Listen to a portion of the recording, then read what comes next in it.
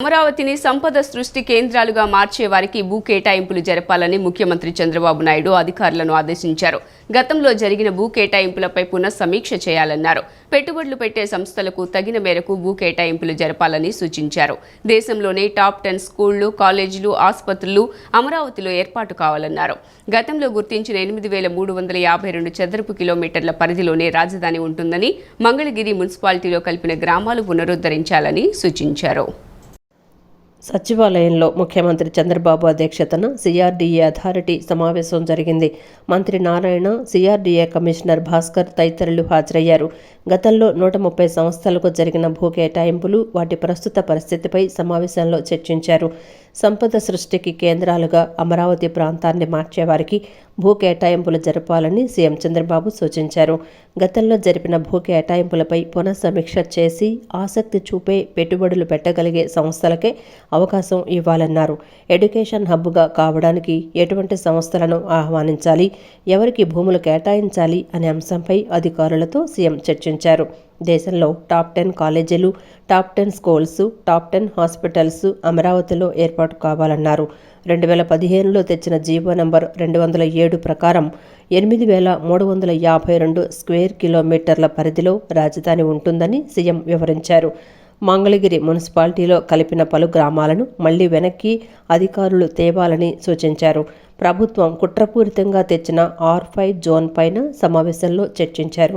గత ప్రభుత్వం చట్ట వ్యతిరేకంగా తీసుకున్న నిర్ణయాలపై లోతైన సమీక్ష జరుపుతున్నామని అధికారులు సీఎంకు వివరించారు. ఇన్నర్ రింగ్ రోడ్డు నిర్మాణం 4 లైన్లుగా కరకట్ట నిర్మాణంపై ముందుకు వెళ్లాలని ముఖ్యమంత్రి ఆదేశించారు. ఉమ్మడి విశాఖ జిల్లా స్థానిక సంస్థల ఎమ్మెల్సీ ఎన్నికలకు సంబంధించిన వైఎస్ఆర్సీపీ అభ్యర్థిగా మాజీ మంత్రి బొత్స సత్యనారాయణను ఆ పార్టీ అధ్యక్షుడు వైఎస్ జగన్ ఎంపిక చేశారు. ఎమ్మెల్సీ ఎన్నికల్లో పార్టీ నాయకులంతా కలిసికట్టుగా పనిచేయాలని వైఎస్ జగన్ పిలుపునిచ్చారు. సమన్వయ కమిటీలను ఏర్పాటు చేసుకుని ముందుకు సాగాలని సూచించారు. అధికార పార్టీ బెదిరింపులను దీటుగా ఎదుర్కొనేలా అందరూ కలిసి ముందుకు సాగాలని దిశానిర్దేశం చేశారు. తాడేపల్లిలోని క్యాంపు కార్యాలయంలో ఉమ్మడి విశాఖ జిల్లా ఎమ్మెల్యేలు, ఎమ్మెల్సీలు, లోక్సభ, అసెంబ్లీ స్థానాలకు పోటీ చేసిన నాయకులతో వైఎస్ఆర్ కాంగ్రెస్ పార్టీ అధినేత వైఎస్ జగన్ సమావేశమయ్యారు. స్థానిక సంస్థల ఎమ్మెల్సీ ఎన్నికకు సంబంధించి ఎన్నికల సంఘం నోటిఫికేషన్ జారీ చేసిన నేపథ్యంలో అభ్యర్థిత్వంపై వారితో చర్చించారు. ఎమ్మెల్సీ అభ్యర్థి ఎంపికపై నాయకుల అభిప్రాయాలను తెలుసుకున్నారు. అనంతరం మాజీ మంత్రి బొత్సను అభ్యర్థిగా ఖరారు చేశారు. ఉమ్మడి విశాఖ జిల్లా స్థానిక సంస్థల్లో వైఎస్ఆర్సీపీకి భారీ మెజారిటీ ఉన్న నేపథ్యంలో సాధారణంగా టీడీపీ తన అభ్యర్థిని పోటీ పెట్టకూడదని వైఎస్ జగన్ పేర్కొన్నారు. అయితే చంద్రబాబు ఏ రోజు నైతిక విలువలు పాటించే వ్యక్తి కాదన్నారు. రకరకాల ప్రలోభాలు, బెదిరింపులతో అడ్డదారిలో గెలిచేందుకు ప్రయత్నాలు చేస్తున్నారన్నారు. కుయుక్తులు, కుట్రలు చంద్రబాబు నైజమన్నారు. ఇలాంటి పరిస్థితుల్లో ఎమ్మెల్సీ ఎన్నిక జరుగుతున్నందున పార్టీలో అందరూ నాయకుల అభిప్రాయాలను తెలుసుకునేందుకు సమావేశాన్ని ఏర్పాటు చేసినట్లు తెలిపారు. రాష్ట్ర రాజధాని అమరావతి నిర్మాణానికి భూములు ఇచ్చిన రైతులకు ఎకరానికి ఇస్తున్న వార్షిక కౌలును, రైతు కూలీలకు ఇచ్చే పెన్షన్లను మరో 5 ఏళ్ల పాటు పొడిగించేలా సిఆర్డీఏ సమావేశంలో నిర్ణయం తీసుకున్నట్లు రాష్ట్ర పురపాలక మరియు పట్టణ అభివృద్ధి శాఖ మంత్రి పొంగూరు నారాయణ తెలిపారు. రాజధానిలో భూములు కేటాయించిన సంస్థలకు తమ కార్యాలయాలు ఏర్పాటు చేసేందుకే మరో 2 ఏళ్ల పాటు గడువు పొడిగించడం జరిగిందన్నారు. రాష్ట్ర సచివాలయంలో రాష్ట్ర పురపాలక మరియు పట్టణాభివృద్ధి శాఖ మంత్రి పొంగూరు నారాయణ విలేకరుల సమావేశం నిర్వహించారు. సమావేశంలో ఆయన మాట్లాడుతూ గతంలో సిఆర్డీఏలో పనిచేసేందుకు 778 మంది ఉద్యోగులను నియమించడం జరిగిందని, ప్రస్తుతం వారిలో 249 మంది మాత్రమే ఉన్నారని, ఇప్పుడు మిగిలిన వారిని కూడా తీసుకునేందుకు అనుమతించడం జరిగిందన్నారు. సిఆర్డీఏలో గతంలో 47 మంది కన్సల్టెంట్లు ఉండేవారని, వారిలో 15 కన్సల్టెన్సీల పనులు పూర్తి కావడంతో మిగిలిన 32 మంది కన్సల్టెంట్లను ఇప్పుడు తీసుకోవడానికి అథారిటీ నిర్ణయించిందన్నారు. గతంలో తమ ప్రభుత్వం 8,352.69 చదరపు కిలోమీటర్ల పరిధిలో సిఆర్డీఏ ఉండేలా నిర్ణయించడం జరిగిందని, ఆ పరిధిని గత ప్రభుత్వం 6,993.24 చదరపు కిలోమీటర్లకు కుదించిందన్నారు. అయితే పాత విధానం మేరకు ఆ పరిధి ఉండాలని అథారిటీలో నిర్ణయించడం జరిగిందన్నారు. సిఆర్డీఏ నుండి ఎక్కువ భాగం తీసేసి పల్నాడు, బాపట్ల అథారిటీలు చేయటం జరిగిందని, అయితే ఆ అథారిటీలు ఉంటాయని వాటిలోని సిఆర్డీఏ భాగాన్ని వెనక్కి తీసుకోవటం జరుగుతుందన్నారు. గతంలో కోర్ క్యాపిటల్ సిటీ 217 చదరపు కిలోమీటర్లు ఉండేలా మాస్టర్ ప్లాన్ను రూపొందించడం జరిగిందన్నారు. అయితే ఇందులో 54 చదరపు కిలోమీటర్లు గల 4 గ్రామాలను మంగళగిరి మున్సిపల్ కార్పొరేషన్లో కలపటం జరిగిందన్నారు. ఈ 54 చదరపు కిలోమీటర్లను తిరిగి కోర్ క్యాపిటల్ సిటీలో కలుపుతూ మొత్తం 217 చదరపు కిలోమీటర్ల పరిధిగా కోర్ క్యాపిటల్ సిటీని నిర్ణయించడమైందన్నారు. సీడ్ క్యాపిటల్ నిర్మాణం విషయంలో సింగపూర్ ప్రభుత్వంతో ఉన్న ఒప్పందాన్ని గత ప్రభుత్వం రద్దు చేసిందని, అయితే ఈ విషయంలో తిరిగి సింగపూర్ ప్రభుత్వ ప్రతినిధులతో సంప్రదింపులు జరపాలని నిర్ణయం తీసుకున్నట్లు తెలిపారు. గతంలో తమ ప్రభుత్వం సెంట్రల్ డివైడర్తో 4 లైన్ల కరకట్ట రోడ్డు నిర్మాణాన్ని ప్రతిపాదిస్తే గత ప్రభుత్వం ఆ రోడ్డును 2 లైన్లకు కుదించిందన్నారు. గతంలో నిర్ణయించినట్లుగానే కరకట్ట రోడ్డును 4 లైన్ల నిర్మాణాన్ని త్వరలోనే చేపట్టేందుకు టెండర్లు పిలవాలని నిర్ణయించినట్లు తెలిపారు. వీటిని యాక్చువల్గా ఈరోజు అథారిటీలో ఇంతవరకు యాక్చువల్గా డెసిషన్స్ తీసుకోవడం జరిగింది. ఇప్పుడు బిల్డింగ్స్ స్ట్రక్చర్లు దాదాపు 7 సంవత్సరాలు అయిపోయింది. అందువల్ల ఏంటంటే ఐఐటి చెన్నై వాళ్ళకి, ఐఐటి హైదరాబాద్ వాళ్ళకి వాటిని స్టడీ చేయమని ఇచ్చాం. ఏదైతే అధికారులకు సంబంధించినవి కానీ ఎమ్మెల్యేలు, ఎమ్మెల్సీలకు సంబంధించిన బిల్డింగ్స్ అన్ని హైదరాబాదు ఐఐటి వాళ్ళకి ఇచ్చాం స్టడీ చేయమని. అదేవిధంగా ఐకానిక్ బిల్డింగ్స్ అయినటువంటి అసెంబ్లీ కానీ, హైకోర్టు కానీ, 5 టవర్స్ కానీ వీటిని చెన్నై ఐఐటి వాళ్ళకి ఇచ్చాం. ఇవాళ హైదరాబాదు ఐఐటి వాళ్ళు వచ్చి యాక్చువల్గా స్టడీ చేస్తున్నారు. బహుశా రేపు చెన్నై వాళ్ళు కూడా వస్తారు, వచ్చి వాటి మీద స్టడీ చేసి దాని మీద రిపోర్ట్ ఇస్తే ఆ రిపోర్ట్ని బేస్ చేసుకుని ముందుకు పోవడం జరుగుతుంది. అదేవిధంగా కరకట్ట రోడ్డు ఏదైతే ఉందో దాన్ని అప్పుడు 4 లైన్స్ సెంటర్ డివైడర్గా పెట్టి డిజైన్ చేశారు. టెండర్ కూడా అప్పుడు ఇచ్చాము. అయితే గత ప్రభుత్వం ఏం చేసిందంటే దాన్ని 4 లైన్ అవసరం లేదని మళ్ళీ 2 లైన్స్కి చేసింది. అయితే మళ్ళీ ఇవాళ అథారిటీ ఒరిజినల్గా ఏదైతే మనం 4 లైన్స్ డిజైన్ చేసి సెంట్రల్ డివైడర్ పెట్టామో కరకట్ట రోడ్ ఆ విధంగా డిజైన్ చేసి ఇమీడియట్గా టెండర్ పిలిచి స్టార్ట్ చేయమన్నారు. దీంతో నేషనల్ హైవేకి మనం చేసినది ఈ యొక్క డిజైన్ 217 చదరపు కిలోమీటర్ల యొక్క క్యాపిటల్ సిటీ. ఇది గ్రిడ్ అంటారు యాక్చువల్గా. అంటే ప్రతి trunk road, major road 1 kilometer by 1 kilometer. గత తెదేపా ప్రభుత్వ హయాంలో రేషన్ దుకాణాల ద్వారా అనేక రకాల సరుకులు ఇచ్చేవాళ్లమని, వైకాపా ప్రభుత్వం వాటిని రద్దు చేసిందని ముఖ్యమంత్రి చంద్రబాబు తెలిపారు. ఆ సరుకుల పంపిణీని పునరుద్ధరించాలని అధికారులను ఆదేశించారు. రాష్ట్రంలో నిత్యావసర వస్తువుల ధరల నియంత్రణపై దృష్టి పెట్టాలని అధికారులకు సూచించారు. వ్యవసాయం, మార్కెటింగ్, పౌర సరఫరాల శాఖలు సమన్వయంతో పనిచేస్తేనే ధరల నియంత్రణ సాధ్యమవుతుందన్నారు. సచివాలయంలో ముఖ్యమంత్రి చంద్రబాబు పౌర సరఫరాల శాఖపై సమీక్ష నిర్వహించారు. ధాన్యం సేకరణ విధానం, రేషన్ బియ్యం సరఫరా, డోర్ డెలివరీ విధానం, పనితీరు, నిత్యావసర ధరల నియంత్రణ తదితర అంశాలపై చర్చించారు. ప్రస్తుతం పౌర సరఫరాల శాఖ ద్వారా 2372 కౌంటర్లు ఏర్పాటు చేసి మార్కెట్ రేట్ కంటే తక్కువ ధరకే కందిపప్పు, బియ్యం విక్రయిస్తున్నట్లు అధికారులు తెలిపారు. మార్కెట్లో కందిపప్పు ధర 180 రూపాయలు ఉంటే ప్రత్యేక కౌంటర్లలో 150 రూపాయలకు, బియ్యం కూడా కేజీ 15 రూపాయలకు విక్రయిస్తున్నట్లు ముఖ్యమంత్రి దృష్టికి తీసుకువెళ్లారు. రేషన్ దుకాణాల్లో మరిన్ని సరుకులు తక్కువ ధరకు అమ్మాలని అధికారులకు సీఎం సూచించారు. వైఎస్ఆర్ కాంగ్రెస్ పార్టీ ప్రభుత్వం ధాన్యం సేకరణ సొమ్ము చెల్లింపులోనూ తీవ్ర జాప్యం చేయడంతో అన్నదాతలు ఇబ్బందులు పడ్డారు. వర్షాలకు తడిచిన ధాన్యం కొనుగోలు విషయంలో రైతులను తీవ్ర ఇక్కట్ల పాలు చేశారు. 2019 ముందు వరకు పౌర సరఫరాల శాఖ అప్పులు 21,622 కోట్లు కాగా గత 5 ఏళ్లలో వైఎస్ఆర్ కాంగ్రెస్ పార్టీ ప్రభుత్వం వాటిని 41,550 కోట్లకు పెంచింది. శాఖను నాశనం చేసిందని ధ్వజమెత్తారు. రానున్న రోజుల్లో రైతులకు ధాన్యం సేకరణలో ఇబ్బందులు తలెత్తకుండా చూడాలని అధికారులను ఆదేశించారు. అక్టోబర్ 1వ తేదీ నుంచి నూతన మద్యం విధానాన్ని అమల్లోకి తీసుకురావాలని రాష్ట్ర ప్రభుత్వం నిర్ణయించింది. అందులో భాగంగా రాజస్థాన్, ఉత్తరప్రదేశ్, కర్ణాటక, తెలంగాణ, తమిళనాడు, కేరళ రాష్ట్రాల్లోని మద్యం విధానాలను అధ్యయనం చేసేందుకు ఎక్సైజ్ అధికారులతో 4 ప్రత్యేక బృందాలను ఏర్పాటు చేసింది. ఆయా రాష్ట్రాల్లో క్షేత్రస్థాయి పరిస్థితులను కూడా పరిశీలించి ఈ నెల 12లోగా ఈ బృందాలు ప్రభుత్వానికి సమగ్ర నివేదిక సమర్పించనున్నాయి. ముఖ్యమంత్రి చంద్రబాబు అధ్యక్షతన ఎక్సైజ్ శాఖపై నిర్వహించిన సమీక్షలో ఈ మేరకు నిర్ణయాలు తీసుకున్నారు. ఈ సందర్భంగా సీఎం మాట్లాడుతూ ఆదాయం కోణంలో కాకుండా ఎక్కడా అవకతవకలకు అవకాశం లేని విధంగా నూతన మద్యం విధానం ఉండాలని అధికారులను ఆదేశించారు. దీనికోసం ఇతర రాష్ట్రాలలో అమలవుతున్న అత్యుత్తమ ఆచరణలను అధ్యయనం చేయాలన్నారు. గత ప్రభుత్వ హయాంలో ప్రవేశపెట్టిన ప్రజల ప్రాణాలు తీసే నాణ్యత లేని మద్యం ఇక రాష్ట్రంలో కనిపించడానికి వీల్లేదన్నారు. మద్యం నాణ్యత విషయంలో రాజీ పడొద్దని చెప్పారు. గత ప్రభుత్వం అడ్డుగోలుగా రేట్లు పెంచి పేదలను దోచుకుందని, దీంతో కొనే శక్తి లేక అనేక మంది గంజాయి, కల్తీ మద్యం, నాటుసారాకు అలవాటు పడి ఆరోగ్యాల్ని నాశనం చేసుకున్నారని తెలిపారు. అందుబాటు ధరల్లో నాణ్యమైన మద్యం లభించేలా నూతన విధానం ఉండాలని ముఖ్యమంత్రి అన్నారు. గత ప్రభుత్వ హయాంలో మద్యం విధానం ముసుగులో సాగించిన వ్యవస్థీకృత దోపిడీ కుంభకోణంపై వారం రోజుల్లోగా సిఐడి దర్యాప్తు ప్రారంభమవుతుందని చంద్రబాబు ప్రకటించారు.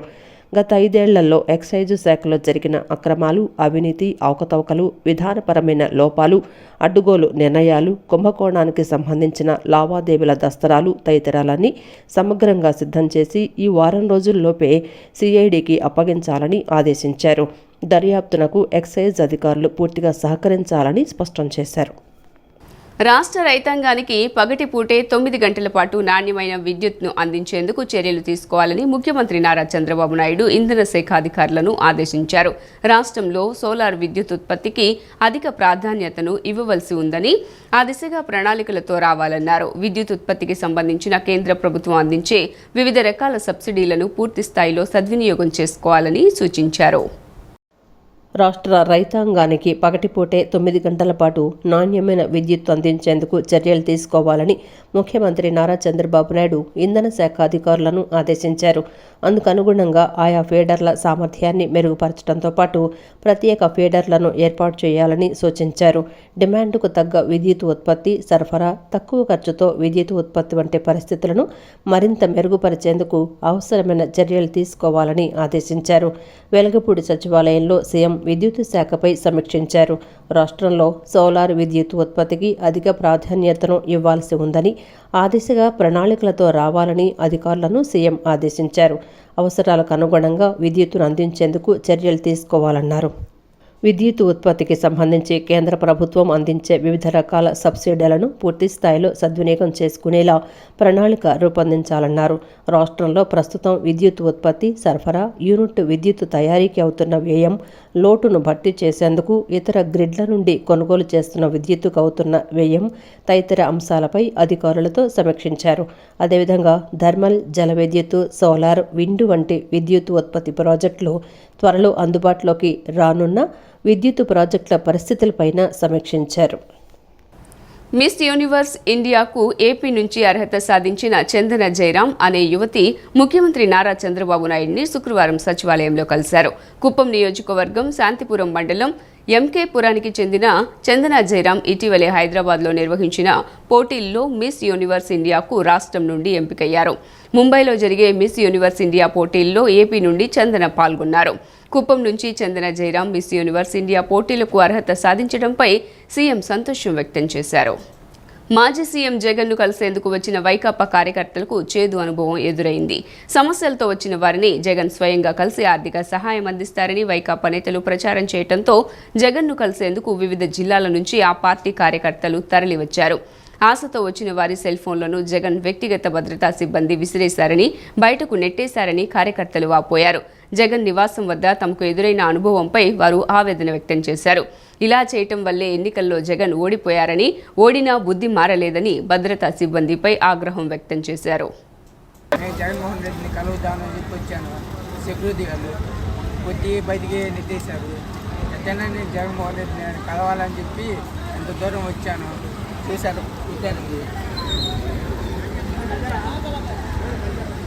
గన్నవరం టీడీపీ కార్యాలయంపై మాజీ ఎమ్మెల్యే వల్లభనేని వంశీ కోసం హైదరాబాద్లో 3 బృందాలతో పోలీసులు గాలించారు. ఈ కేసులో A72గా ఉన్న వంశీని అదుపులోకి తీసుకుని విచారణ జరిపితే దాడికి చెందిన మరిన్ని విషయాలు వెలుగులోకి వస్తాయని పోలీసులు భావిస్తున్నారు. ఇప్పటికే పోలీసులు వంశీ అనుచరులను అరెస్టు చేశారు. గన్నవరం తెలుగుదేశం కార్యాలయంపై దాడి కేసులో నిందితుల కోసం పోలీసుల వేట కొనసాగుతోంది. మాజీ ఎమ్మెల్యే వల్లభనేని వంశీ కోసం హైదరాబాద్లో 3 బృందాలతో పోలీసులు గాలించారు. ఈ కేసులో A71గా ఉన్న వంశీని అదుపులోకి తీసుకుని విచారణ జరిపితే దాడికి చెందిన మరిన్ని విషయాలు వెలుగులోకి వస్తాయని పోలీసులు భావిస్తున్నారు. హైదరాబాద్లోని వల్లభనేని వంశీ నివాస ప్రాంతాన్ని పరిశీలించగా అక్కడ ఎవరూ లేకపోవడంతో వెనుతిరిగారు. ఈ క్రమంలోనే వంశీ అనుచరుడు కేసులో A38గా ఉన్న రమేష్ని అరెస్టు చేశారు. నిన్న కోర్టులో హాజరుపరచగా న్యాయమూర్తి 14 రోజులు రిమాండ్ విధించారు. ప్రధాన అనుచరుడు ఈ కేసులో A23గా ఉన్న యూసఫ్ పఠాన్ను అరెస్టు చేసిన పోలీసులు నేడు కోర్టులో హాజరుపరచనున్నారు. పెనంలూరు నియోజకవర్గానికి 23 కోట్ల నిధులు మంజూరయ్యాయని వాటిని ప్రాధాన్యత క్రమంలో వినియోగించుకోనున్నట్లు పెనంలూరు నియోజకవర్గ ఎమ్మెల్యే బోడే ప్రసాద్ తెలిపారు. గత ప్రభుత్వ హయాంలో కనీస మౌలిక వస్తువులను కూడా పట్టించుకోకుండా రాష్ట్రాన్ని అధోగతి పాల్చేశారని విమర్శించారు. తెదేపా అధికారంలోకి వచ్చిన తర్వాత 2 నెలల్లోనే రాష్ట్రంలో అభివృద్ధి పనులు, పరిశ్రమలు, పెట్టుబడులు వస్తున్నాయన్నారు. కంకిపాడు మండల పార్టీ కార్యాలయంలో ఏర్పాటు చేసిన విలేకరుల సమావేశంలో పెనుమలూరు నియోజకవర్గ ఎమ్మెల్యే బోడే ప్రసాద్ మాట్లాడారు. గత ప్రభుత్వ హయాంలో కనీస మౌలిక వసతులను కూడా పట్టించుకోకుండా రాష్ట్రాన్ని అధోగతి పాలు చేశారని విమర్శించారు. గతంలో తాను ఎమ్మెల్యేగా ఉన్నప్పుడు అభివృద్ధిని సుమారు 70 నుంచి 90% దాకా చేసి చూపామన్నారు. వైఎస్ఆర్ కాంగ్రెస్ పార్టీ పాలనలో రాష్ట్ర ప్రభుత్వం పనిచేయకపోగా కేంద్రం నుంచి వచ్చిన నిధులను కూడా వారే వినియోగించుకున్నారన్నారు. ప్రస్తుతం తెలుగుదేశం పార్టీ అధికారంలోకి వచ్చిన తర్వాత 2 నెలల్లోనే రాష్ట్రంలో అభివృద్ధి పనులు, పరిశ్రమలు, పెట్టుబడులు వస్తున్నాయన్నారు. ప్రస్తుతం విడుదలైన 23.50 కోట్ల NREGS నిధులను నియోజకవర్గ అభివృద్ధికి వినియోగిస్తామన్నారు. వీటితో పాటు రాయితీతో పశుశాలలు, రైతులు పెంచుకుంటే పశువులు, కోళ్లు, గొర్రెలు కేటాయిస్తారన్నారు. ఔత్సాహిక రైతులు దరఖాస్తు చేసుకోవాలని విజ్ఞప్తి చేశారు. పుట్టి రాష్ట్రంలో 100 సంవత్సరాలు అవుతా ఉన్నాయి. కానీ మౌలిక సదుపాయాలు ఏర్పాటు చేయడంలో మరి దాదాపుగా గతం నుంచి ఉన్న ప్రభుత్వాలు అభివృద్ధి చేయలేకపోవడం వలన, అభివృద్ధి పైన దృష్టి పెట్టకపోవడం వలన అభివృద్ధి అనేది వెనకపడటం జరిగింది. 14 నుంచి 19 దాకా చాలా గ్రామాలు 100%, 90%, 80% రోడ్లు, డ్రైనేజీలు, లైట్లు, మంచినీటి సౌకర్యాలపైన దృష్టి పెట్టి అన్ని సౌకర్యాలు కలిగించడం జరిగింది. 19 నుంచి 24 వరకు ఈ రాష్ట్రంలో ఏ ఒక్క గ్రామంలో కూడా ఒక సిమెంట్ రోడ్డో, డ్రైనేజో, లైటో లేకపోతే మంచినీరో దేనిపైన కూడా ₹1 నిధులు ఖర్చు పెట్టని అసమర్థుడు జగన్మోహన్ రెడ్డి. డబ్బులు రాష్ట్ర ప్రభుత్వం ఖర్చు పెట్టకపోగా కేంద్ర ప్రభుత్వం నుంచి వచ్చిన నిధులు రాష్ట్ర ప్రభుత్వం వాడేసుకొని స్థానిక సంస్థలన్నింటినీ కూడా డమ్మీలుగా మార్చేయడం జరిగింది. ఇప్పటికీ కూడా సర్పంచులు కానీ, ఎంపీటీసీలు కానీ,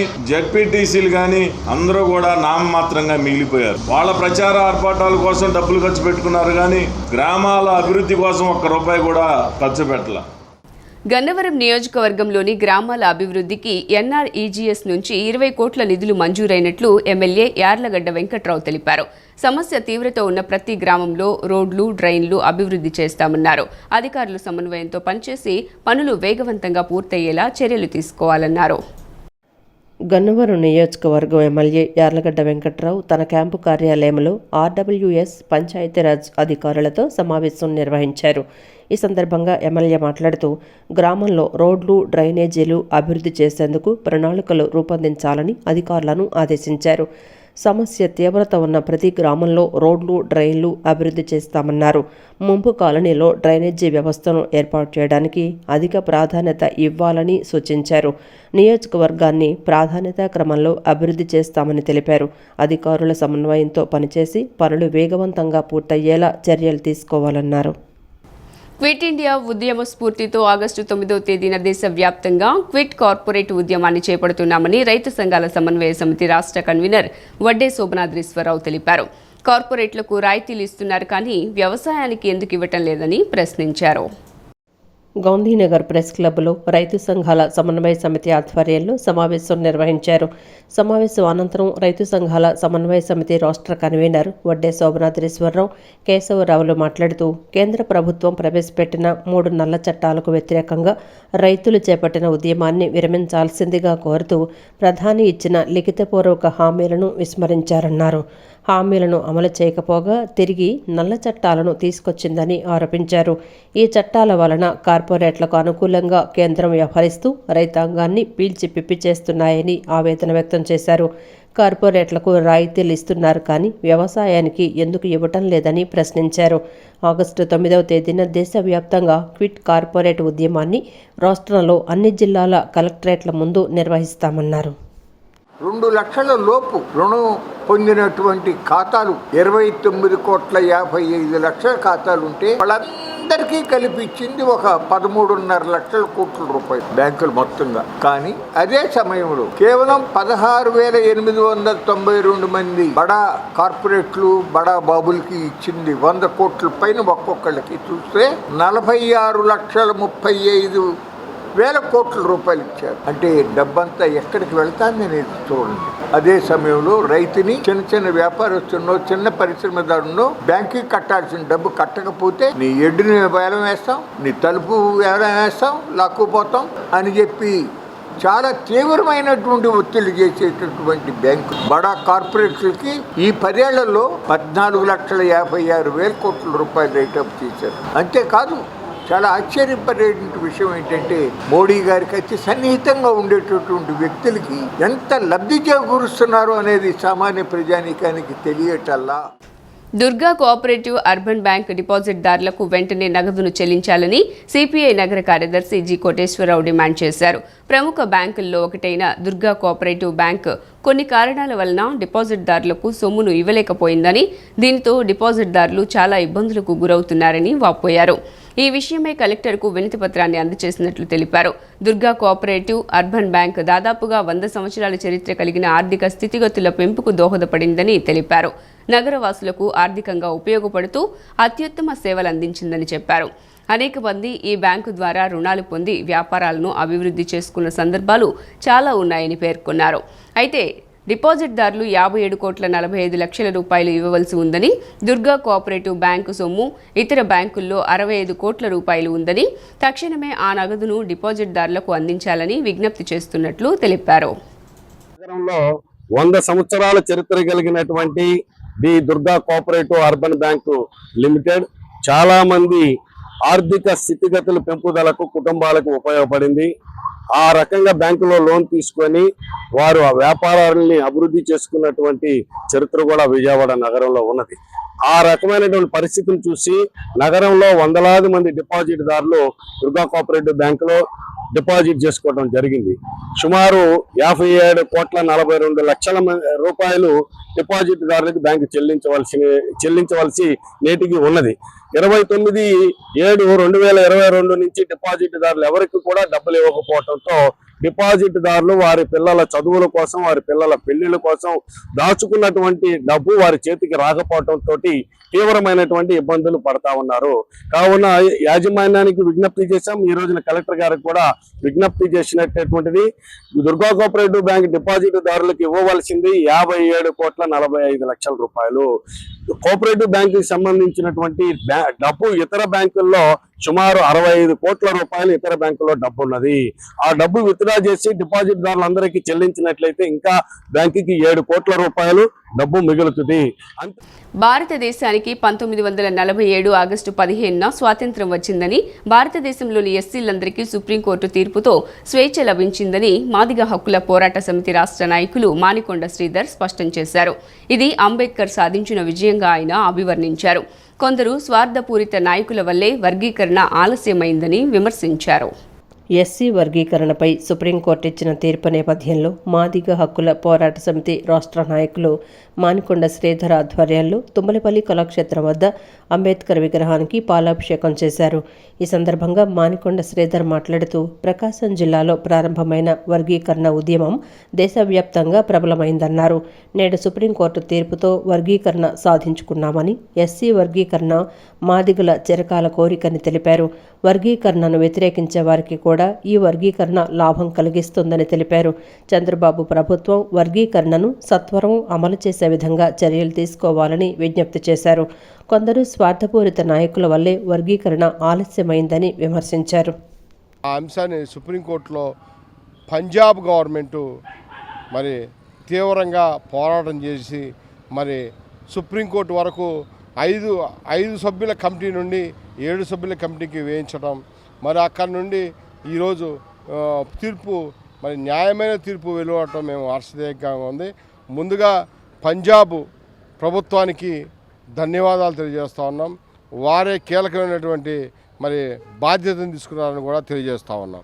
కానీ ఇక్కడ ఎటువంటి బాధ్యత తీసుకోకుండా ఉద్యమం పేరుతో మాదిగ ఉపకులాలని పార్లమెంట్లోనే చట్టబద్ధత చేయాలని చెప్పి మరి అంటే బాడుగు నేతలుగా ఉన్నట్టు వారు ఈ రోజున పత్రికల్లో, మీడియాల్లో, ప్రభుత్వాల ప్రతినిధులతో, రాజకీయ పార్టీ ప్రతినిధులతో మరి అతని ఖాతాలో వేసుకునే ప్రయత్నం చేస్తూ ఉన్నాడు.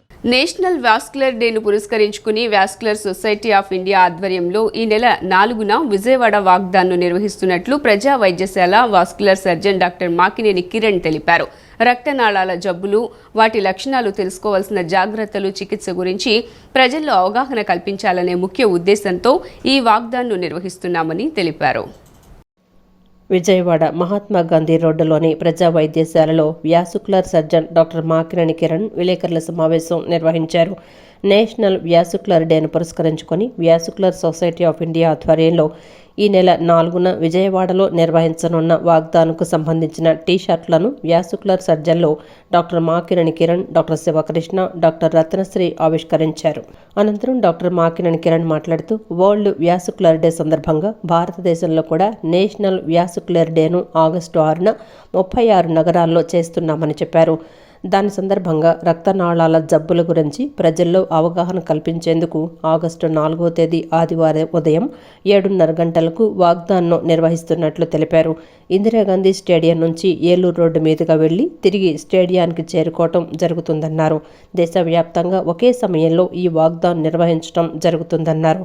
వ్యాసుకులర్ సర్జరీ అంటే ఏమిటి, ఈ జబ్బుకున్న లక్షణాలు, వైద్యులను ఎప్పుడు సంప్రదించాలి, వారికి అందించే చికిత్స గురించి అవగాహన కల్పించాలన్న లక్ష్యంతో ఈ వాక్ నిర్వహిస్తున్నామని చెప్పారు. వాస్కులర్ సర్జరీ అనేది సర్జికల్ విభాగంలో ఒక కొత్త స్పెషాలిటీ 10-15 ఇయర్స్ నుంచి ఉంది. వరల్డ్ వాస్కులర్ డే సందర్భంగా ఇండియాలో కూడా నేషనల్ వాస్కులర్ డే అని ఆగస్టు 6వ తారీఖున ఇండియాలో 36 సిటీస్లో చేస్తున్నాము. దాని సందర్భంగా ఆదివారం వచ్చిందని ఆగస్టు 4వ తారీఖు వాస్కులర్ అవేర్నెస్ వాక్, అంటే వాస్కులర్ రక్తనాళాల జబ్బులకి గురించి జనాలకు తెలియటానికి, దానికి ఎలా తొందరగా గుర్తుపట్టాలి, ట్రీట్మెంట్ ఏంటని చెప్పడానికి ఆగస్టు 4వ తారీఖున అవేర్నెస్ వాక్అవుట్ చేస్తున్నాం. పొద్దున 7:30 గంటలకి స్టేడియం దగ్గర నుంచి ఏలూరు రోడ్ దగ్గరికి వెళ్ళి వెనక్కి రావడానికి చేస్తున్నాము. ఇది దేశంలో 36 సిటీస్లో చేస్తున్నారు. అన్నీ అదే టైంలో చేస్తున్నాము. లైవ్ ట్రాన్స్మిషన్ కూడా ఉంటుంది ఒకదానికి. అనంతరం డాక్టర్ శివకృష్ణ మాట్లాడుతూ Aarogyasri director Lakshmisha, MLA Gadde Rammohan, municipal commissioner Dhyanachandra ఈ వాక్ను ప్రారంభిస్తారన్నారు. రక్తనాళాల రోగాలు ఏమిటి, వాటి లక్షణాలేంటి, ఎలా నివారించాలనేది జనాల్లో అవగాహన పెంచేందుకు ఈ వాక్ను నిర్వహిస్తున్నట్లు తెలిపారు. ఆగస్ట్ 4th మార్నింగ్ 7:30 గంటలకి స్టార్ట్ అవుతున్నాం ఇందిరాగాంధీ స్టేడియం దగ్గర నుంచి.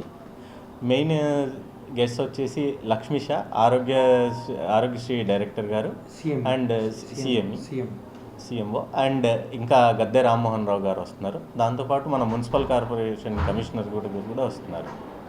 సో మనం ఫస్ట్ ఇందిరాగాంధీ స్టేడియం దగ్గర మొదలయ్యి ఏలూరు రోడ్ దాకెళ్ళి మళ్ళీ ఇందిరాగాంధీ స్టేడియం దగ్గరికి వస్తున్నాం. మెయిన్గా ఈ వాకథాన్ థీమ్ వచ్చేసి జనాల్లో అవగాహన పెంచేదానికి ఈ వాకథాన్ కండక్ట్ చేస్తున్నాం. అంటే రక్తనాళాల రోగాలు ఎలా ఉంటాయి, దాని సిమ్టమ్స్ ఏంటి, దాన్ని ఎలా అవాయిడ్ చేయాలి అన్నదానికి. చేనేత హస్తకళాకారులు తయారు చేసిన వివిధ రకాల ఉత్పత్తులతో విజయవాడ మహాత్మా గాంధీ రోడ్లోని బాపు మ్యూజియంలో భావన ఋషి చేనేత హస్తకళా ప్రదర్శనను ఏర్పాటు చేశారు. ఈ ప్రదర్శనను మాజీ ఎమ్మెల్యే టీడీపీ నాయకులు వంగవీటి రాధా ప్రారంభించారు. ఈ ప్రదర్శనలో రాష్ట్రాలకు చెందిన హస్తకళాకారులు తమ ఉత్పత్తులతో స్టాల్స్ను ఏర్పాటు చేశారు. చేనేత హస్తకళాకారులు తయారు చేసిన ఉత్పత్తులతో మహాత్మా గాంధీ రోడ్డులోని బాపు మ్యూజియంలో ఏర్పాటు చేసిన భావన ఋషి చేనేత హస్తకళ ప్రదర్శనను మాజీ ఎమ్మెల్యే టీడీపీ నాయకులు వంగవీటి రాధ ప్రారంభించారు. ప్రదర్శనలో ఏర్పాటు చేసిన వివిధ రకాల ఉత్పత్తులను ఆయన తిలకించారు. ఈ సందర్భంగా ప్రదర్శన నిర్వాహకులు అంకారావు మాట్లాడుతూ, ప్రదర్శనలో వివిధ రాష్ట్రాలకు చెందిన చేనేత హస్తకళాకారులు తమ ఉత్పత్తులతో స్టాల్స్ను ఏర్పాటు చేశారన్నారు.